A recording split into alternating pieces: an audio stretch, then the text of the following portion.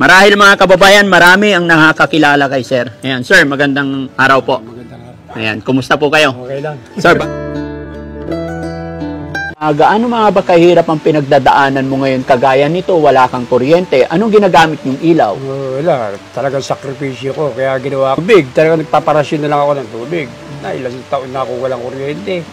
Saka tubig, 10 taon na yata. 10 taon na. Kaya sakripisyo talaga. Hirap talaga ng ano.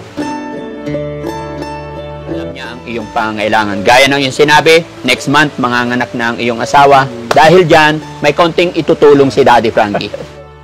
Sa atin mga kababayan, isang mapagpalang araw po sa atin lahat. Kumusta po kayo? Sana po ay nasa mabuti kayong kalagayan. Lalong-lalo na sa ating mga kababayan na OFW. Alam kong malayo kayo sa inyong mga pamilya, kaya doble ingat po tayo. Ingatan natin ang ating sarili. Dahil ang buhay OFW, wala pong ibang mag-aalaga sa atin, kundi sarili natin. Pag may sakit ka, pag nandyan ka sa abroad, gamutin mo sarili mo. Kaya payo ko sa mga OFW, ingat po, doble ingat. At syempre, hindi lang mga OFW. Ganon din sa ating mga followers, subscriber, supporter, ganon din sa ating mga sponsor. Ayan. So, kumusta po kayong lahat? And have a blessed day. Mga kababayan, panibagong vlog, panibagong araw. Sa araw na ito, mga kababayan, lumapit sa akin ang isa nating kaibigan na si Rodel. Ayan, Rodel, halika. Ayan. So, siya po ang lumapit sa akin, mga kababayan, si Rodel. Inilapit niya ang kanyang kaibigan na baka pwedeng pasyalan. So, sabi ko naman, sige, pupuntahan natin at pasyalan. At sa araw na ito, mga kababayan, andito na po kami. So, thank you so much, Rodel. Thank you, No? Salamat, salamat. At ano nga palang lugar ito, Rodel? TS Cruz Subdivision to. Quezon City? Quezon City. Ayan. So, dito kami mga kababayan sa Quezon City. Ayan. At kung mapapansin nyo mga kababayan, dito kami sa likod ng bahay kasi medyo maingay sa labas. At etong bahay na to, kung mapapansin nyo, luma. Pakita mo tong bahay, men. Medyo luma. Ayan. Ganyan. Luma na yung bahay.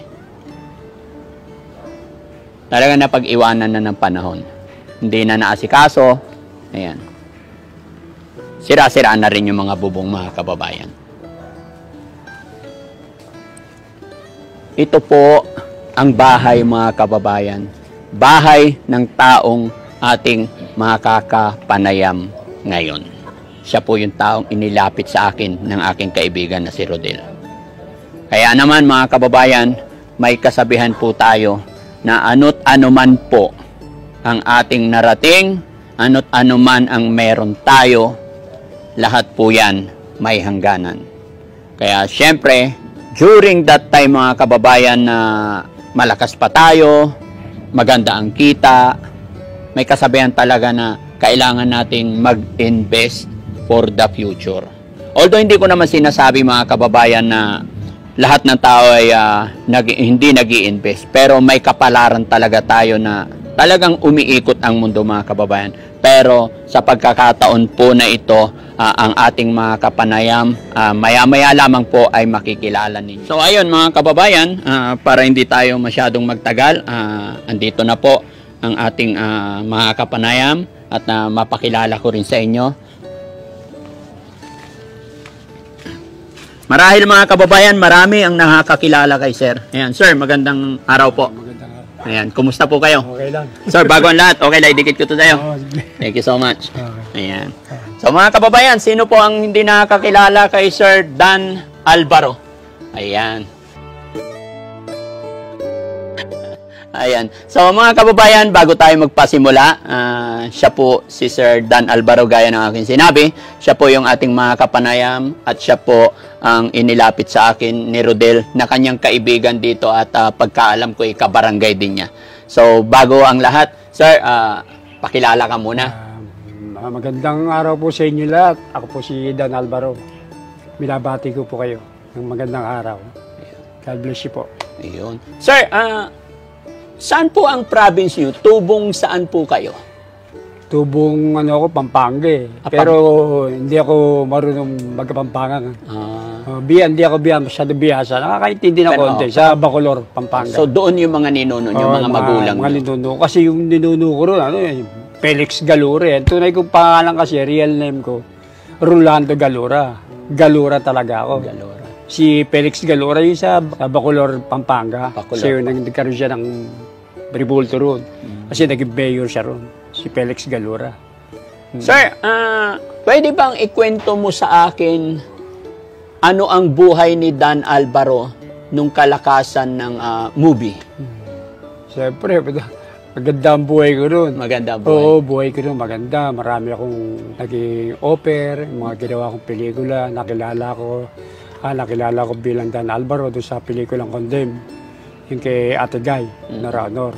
Saka yung Bagong Hari, marami akong ginawa. Kaya kilala ko nung mga panahon ng mga 1984, 1986. Nung 1980s, nung kalakasan nyo, talagang masasabi nating ang mga artista sagana talaga. Oo, sagana. Kasi malakas pa pelikula nun. Yes. Talagang, kaya pagka ako nagsushooting ako, kaliwat kanan shooting ko eh. Opo. Minsan Baguio, Tanay, minsan Bataan. Kaya mataas ang talent fee. Oo, mataas ang talent. Nakaipon kami nun. Wow. Sa makatwid, ang mga artista noon mayaman. Oo, masagana. Kaya depende rin siguro kasi dapat tayo nga.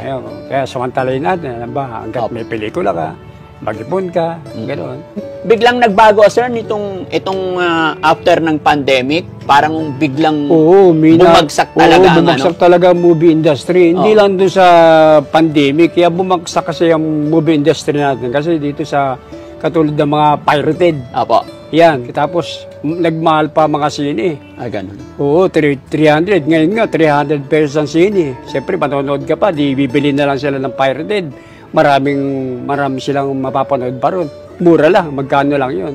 Bukod doon, sir, sa napansin ko, based on my, sa aking nakikita, mula nung pandemic, doon na pumasok po yung mga vlogger, kagaya ko. Nung time na lumalabas ang mga pirated, so nasusugpo pa yun eh. Nalilisen pa yun. Kumikita pa rin movie industry. Pero ito nung dumating na tong mga vlogger, social media, parang lalong bumagsak ang movie industry. Dahil nga sa laki din kasi ng budget eh. Apo. Sa laki ng budget, kaya mga ginagawa ngayon, puro short film lang eh. Indie films kasi mahal eh. Tapos nakawin lang ng pirated, kaya mahal pa sine. Kaya masakit para sa mga investor. Kaya ewan ko kung talagang sana nga, yun nga pinagdadasal namin. Apo. Na sana tumaas yung ewan ko kung may pag-asa pang mula ng movie industry natin. Kaya baksak hopefully, talaga. Pag-pray natin, Kasi marami talagang mga artista, hindi lang, real talk mga kababayan, talagang naghihirap, hindi lang, ako nga, naghihirap din. Opo, real talk tayo mga kababayan, napakarami tayong mga magagaling na artista, kagaya ni Sir, na napakaraming naiambag sa movie industry dahil sa galing nilang umakting. Pero biglang pumihit ang panahon mga kababayan. Kaya ito yung sinasabi ni Daddy Frankie na habang malakas tayo, mag-ipon tayo, mag-invest tayo. At yun nga, lagi kong sinasabi, don't put your money in only one basket. Para pag umina itong isang business natin, mayroon pa tayong mapagkukuhaan ng source. Pero hindi naman natin na masasabi talaga ang panahon. Saka swerte yan. Swerte talaga. Kahit naman ako, nagdegosyo. Nung umina pelikula, nagdegosyo ako, nagkaroon ako ng Chinese food, nag-junk shop ako. Lahat na nagnegosyo, pero wala eh. Yes, hindi na tayo siniswerte talaga eh. Relate ako dyan, sir, kasi ako man, nung bago mag-pandemic, nag-invest ako ng business sa Olongapo.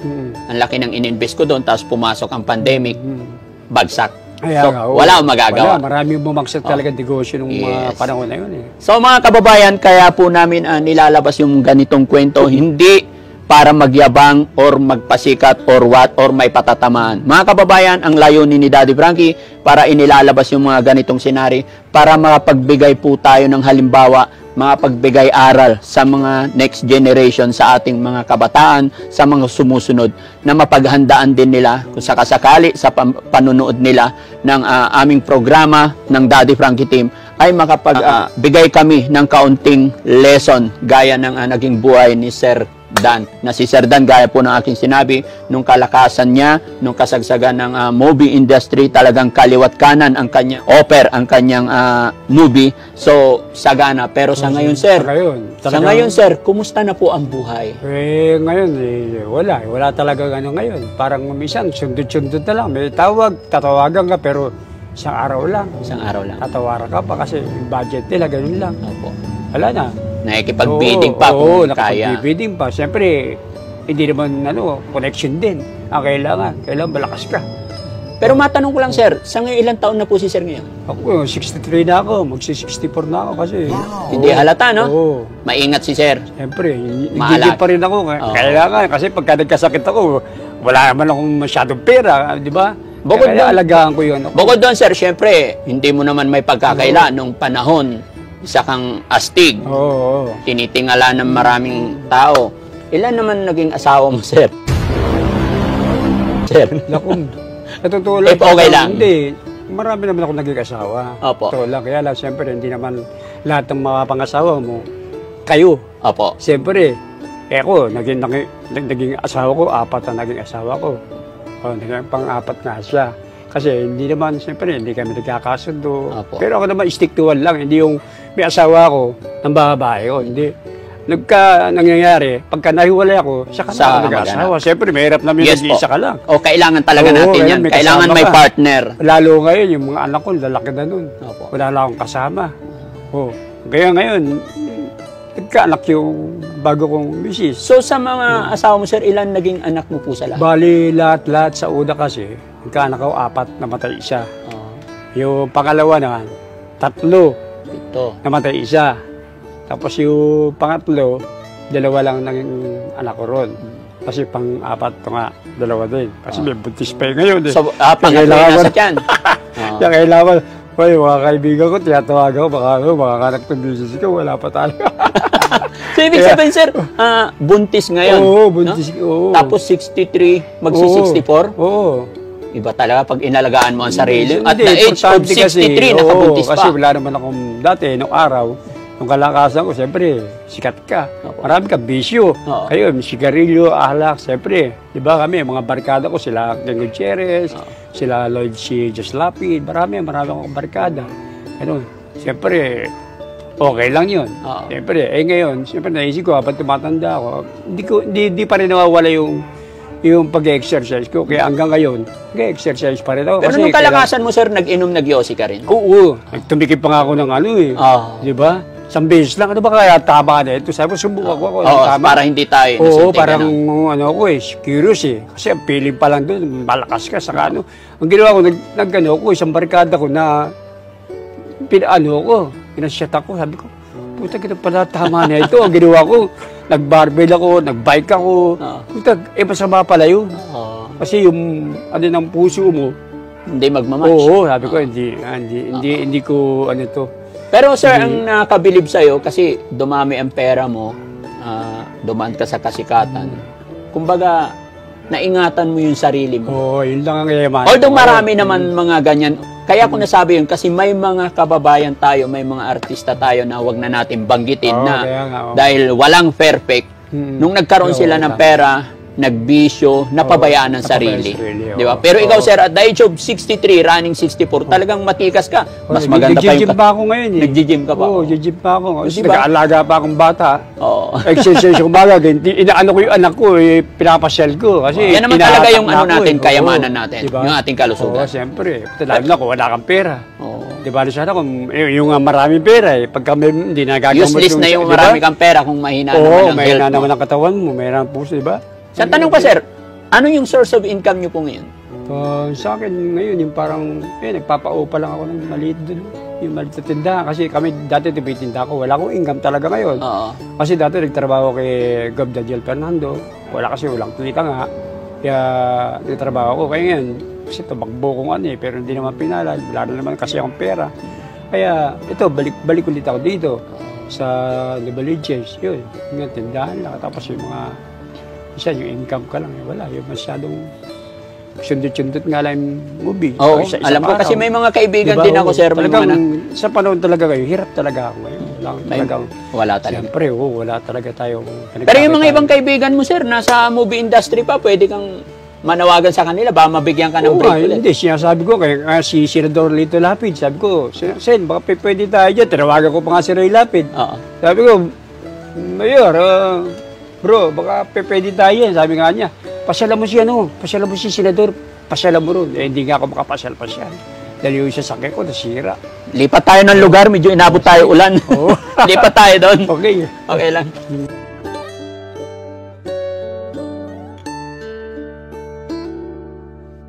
Ayan, pasensya na mga kababayan, andito tayo sa likod ng bahay at inabot tayo ng konting ulan, maambon. Alam nyo naman, ang ating bida ay maingat yan sa katawan dahil ika nga, ayon sa kanya, kalusugan ang kayamanan. Diba? Kasi ang kayamanan hindi naman na madadala yan. Basta importante, malusog para ma-enjoy natin yung ating buhay. Ayun sir, na-interrupt kita, ipagpatuloy natin yung pag-uusap na regarding doon sa mga dati mong kaibigan na nasa industriya pa. Baka mabigyan ka nila ng break. Tinatawagan nga, minsan nga, may kaibigan daw, katulad nung yung kumpare ko nga, di ba, lumabas ako sa bantag, tinawagan pare, sige, sasama kita. Pero hindi isang kaibigan ko na babae na sabi pa, madam, baka pwede ako dyan. Dilabas ako isang araw, mga ganun. Pag tag-iisang Kaya araw. si Senador Lapid, Oo. tinawagan ko yan. Si Samantala, si Coco Martin, dati kaibigan, nagkasama kami yan. Siya, lumabas ako sa probinsyano dati. Ayun, tinatawagan ko, ewan ko kung iniintay ko rin yung tawag sa Batang Quiapo, kung Shout out sa Batang Quiapo. Ayan, may mga kaibigan tayo rito. Marami rin lagi. Sabi, mga kaibigan ko nga, mga nakakita sa akin, Dan, bakit wala ka pang sa Batang Quiapo? Sabi niya, sabi ko, wala pang tawag eh. Tinawagan ko na nga si Senador para makalabas ako doon. Yeah. Pero sir, at least, malay natin, no? Sa pagbibideo natin na ito, makita nila, mapanood nila at mabigyan tayo ng break. Mabigyan ka po nila. Basta wag lang tayong mawala ng pag-asa. Oo, lagi lang tayo magtitiwala kay God. Sabi nga nila, habang may buhay, may pag-asa, no? So mga kababayan, mga kabarangay, gaya po ng aking paalala sa ating mga kababayan, lagi ng aking sinasabi, basta wag lang tayong mawala ng pag-asa at pag tayo nagkaroon ng chance, talagang mag-isip tayo na ibang business, gano'n, wag tayong mag-i-stick sa isa lang. Kasi hindi natin alam ang buhay. May kasabihan nga, kahit gaano ka kalakas, babalik ka rin. Gaano ka kalaki, ano man ang iyong narating, babalik at babalik ka sa iyong pinanggalingan. No? At ito mga kababayan, alam ko may mga magtatanong, bakit nandito kami sa likod? Mga kababayan, kaya po kami nandito sa likod dahil po ang bahay ni Sir Dan, malaki, pero luma na talaga. Panahon pa ito ng sir, yung ginawa ito? 1998 kasi nandito na ako eh. 1998 yun, mga kababayan. Pero mula noon hanggang ngayon, hindi na ayos.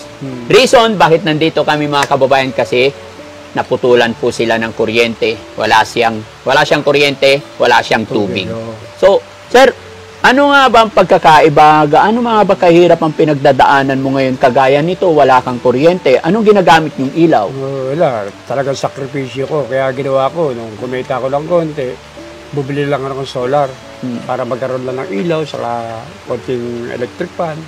Pati tubig, talagang nagpaparasyon na lang ako ng tubig. Oo. Kaya yun, sakripisyo talaga. Dahil nung tagal na, ilang taon na ako walang kuryente. Saka tubig, 10 taon na yata, 10 taon na. Kaya sakripisyo talaga, hirap talaga ng wala kang tubig, saka wala kang kuryente. Eh buti, diskarte lang. Siyempre, hindi naman tayo pakabayan ng Panginoon. Yes. Ang pag-iisipan, ito gawin mo. Kaya, bumili ako ng solar. At least kahit pa paano, nakakaraos kami. Meron kaming ilaw, basta paparasyon ako ng tubig. Yun, nakakaraos kahit pa paano. So, yung tindahan na sinasabi mo sa harap, nakita ko walang laman eh. Walang laman kasi meron pinaparentahan ko yun. May nangungupahan ngayon? Oo, may uupa doon. Pero wala pa, hindi pa nagsisimula? Wala pa. Inayos pa lang nila, piniparahan inayos pa lang. Sabi ko nga, pakupahan ko dahil kasi si Mrs. naman, hindi makapagtinda dahil siyempre, una-una, wala din naman tayo sa puhunan. Napansin, nabanggit mo pa kanina, sir, no? Oo. Manganganak. Manganganak pa yun. Kailan ka panganakan niya, sir? Sa December, isang buwan na lang. Isang buwan na lang. Isang buwan na Tapos walang trabaho, walang no? trabaho, di ba? Aasa ka lang sa'yo nga. siyempre, tawag tayo sa Panginoon. Oo. Kumikilos naman tayo. Ayun, sir, isa na lang ang hihilingin ko sana dahil napakahaba na yung experience mula noong naging masagana hanggang dumating yung point na eto, hindi pinalad, naging mahirap, dumating yung point na wala ka ng ilaw, wala ka ng tubig. Pero nakikita ko sa iyo, sir, masayahin ka pa rin at alam kong malakas ang tiwala mo kay God. So, pwede bang magbigay ka ng payo sa ating mga kababayan? Kasi may mga kababayan na tayo na dumarating sa ganun senaryo sa iyo, parang loss of hope agad, nadidepress. Bigyan mo nga kami ng payo, sir. Sa akin, ang masasabi ko kaya sa mga pinagdaanan ko, siyempre, ang mapapayo sa inyo, huwag kayo mawala ng pag-asa. Katulad ng sabi ni Sir Franklin, na talagang abang nabubuhay ka, kailangan may pag-asa ka. Siyempre, huwag tayo makakalimot sa Panginoon Diyos na tatawag tayo, pananampalataya natin sa Kanya. Huwag tayong magmamalaki. Iyo. Diba, kailan magpakumbaba lang tayo. Di ba? Kaya yan ang mga papayo ko sa inyo talagang kailangan. Yan, katulad ng ginagawa ko, marami akong sakripisyo pinagdaanan. Pero tumitindig pa rin ako dahil sa siyempre kasama ko si Lord. At mayroong biyayang darating. Oo, may biyayang darating. Di ba? At hindi kayo niya pabayaan. Di ba? So, yun. Maraming salamat, mga kababayan. Dahil, at magta-thank you rin ako kay sir kasi nakapanayam kita, sir. Sir, pero, salamat din, Sir ayan, Frank. yun. At syempre, gaya ng iyong sinabi, dahil alam ni God ang lahat, dahil at isa pa, dahil minessage ako ni Rodel, gaya ng sinabi mo na huwag mawala ng pag-asa, gagawa at gagawa ng paraan si God. Dahil alam niya ang iyong pangangailangan. Gaya ng iyong sinabi, next month, manganganak na ang iyong asawa. Dahil dyan, may konting itutulong si Daddy Frankie. Ayan. Salamat. Sana makatulong to, sir, no? Ayan. 2, 4, 6, 8, 10,000, sir. Sana makatulong sa, magiging anak niyo po. Okay, thank you, Sir Franklin. Ayan, God bless salamat. po. Oo. Ginamit ka ng Panginoon. Yan. Tama po kayo, sir. Oh, yeah. Ako po, ang Team Daddy Frankie ay kasangkapan lang ng Panginoon mag-abot ng kaunting tulong sa mga kababayan natin na dumadanas sa pagsubok sa buhay. No? So maraming salamat mga kababayan. Sa araw na ito, sana nakapagbigay kami ng kaunting payo, nakapagbigay kami ng kaunting pag-asa, at sana si Daddy Frankie nakapagbigay din ng kaunting tulong kay Sir Dan. So mabuhay ka, sir. God bless po.